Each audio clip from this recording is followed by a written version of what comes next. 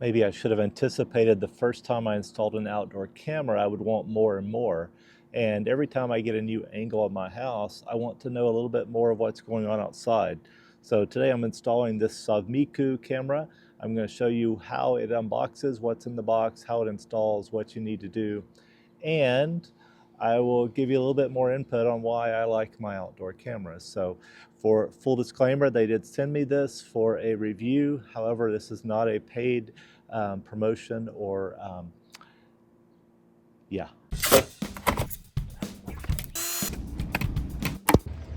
It's one of my goals with my smart home is to have cameras from every angle of the house, so that if someone's outside, I will get a notification and know what's going on. So this is kind of my tour as I walk around the premises. Right now I should be in the camera on the porch. That's a Ring doorbell. Right now I'm trying out a Sovmiku camera here on the front, and it's a solar camera, so it just keeps itself charged, and we're going to see how it picks me up right here.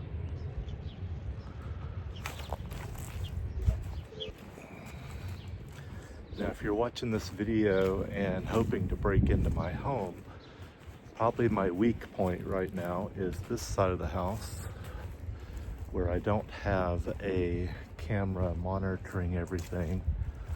That's where I need to put one up right now. So my privacy fence, security fence on this side, not really a security fence, but as we come through the fence, then I should be picked up by another Sovmiku camera.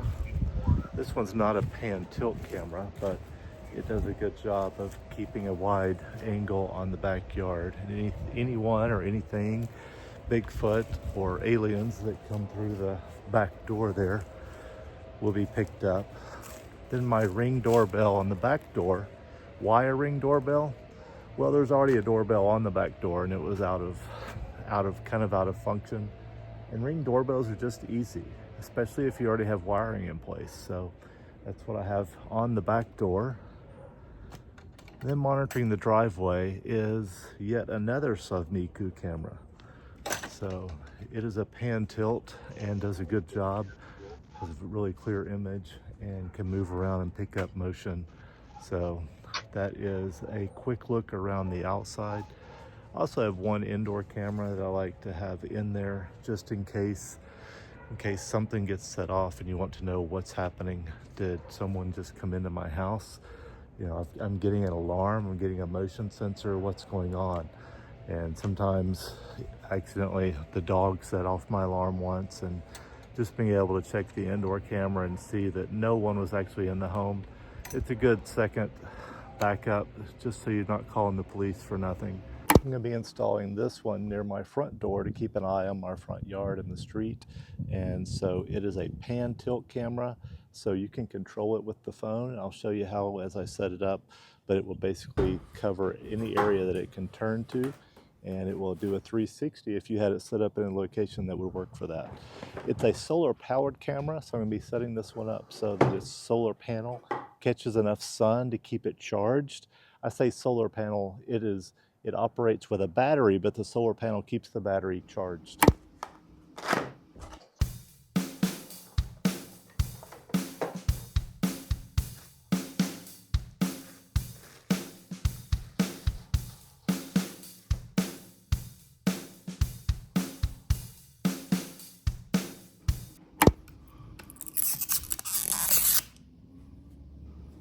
So every house is going to have several different angles on it, and your corners, and you can't see around them. Sure, you can look out the window, but you can't really see well at night. And so cameras make that a good option for you to know what's going on. The two main pieces for setting this up are going to be the device from which the camera hangs, and it's going to go in with a thumb screw. And it's going to go like this. So thumb screw on top, camera hanging, and this one's going to hold the solar panel. So each of these has screws. It's going to need to hold them in, and so you will need at least a powered screwdriver, drill, maybe a drill to pre-drill your holes, but if this is going in wood or something harder, you'll need to figure out how to install it. But the screws that come with it are a little bit soft, but they will go into typical wood and give you a nice firm hold. So 2 things to install, should only take you a few minutes. Once these are in, the hard work is done. I connect my solar panel here. I'm just going to adjust it so it's going to get the most sun possible. So this is a 7-watt solar panel. And again, it will be more than enough to keep this device charged and running. All right, so here I'm going to install the camera by hanging it from its base. Here's the thumb screw. Thumb screw will go in the top and hold it in place. I do remember, though, I've got to set it up with its app, so we got to do that first before we install it out here. Here's the power button, and I'm just going to depress it to get it going so that we can get started with this little camera.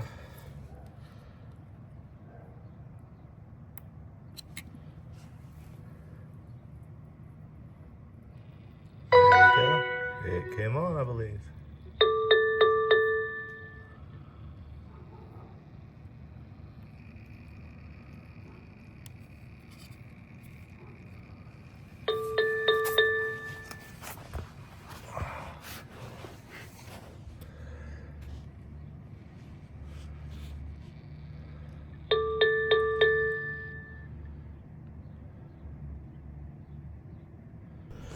The Vico Home app is what this camera will work with, and once you've downloaded it, you can connect the camera to it.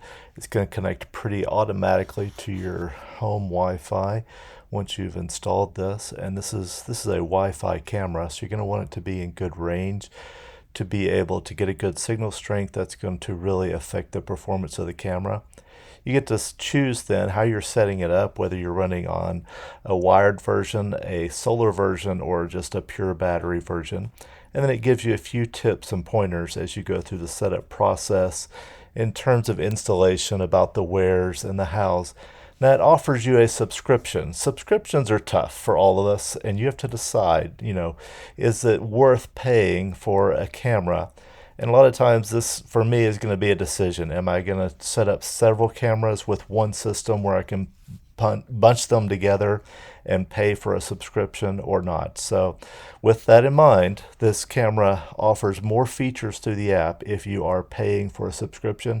Mine did come with a free voucher for a time to get some history, so I don't know that they all do that, but mine did. So with the camera installed on the app, now we're going to plug it in. So it's got a place here in the back where you're going to put this. It's a weatherproof connection for your USB cable charger.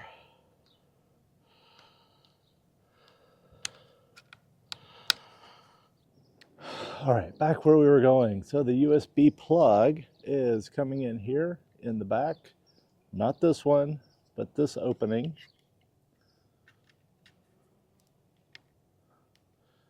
It's just going to stay plugged in. Now it will operate without that plug because the battery is charged. But to keep the battery charged, you're going to want it to be plugged in with the provided solar panel. So here's the initial screen recording of the camera setup as I walk around and test it and look at what's on my phone. This is a really nice clear picture, and you can see then the controls that you have to pan and tilt the camera to set it up where you need. I actually found with this one facing the road that I was going to get too many notifications, so I end up pulling it down so it's only capturing basically my yard out to the sidewalk, because I don't want to know every single car that goes by.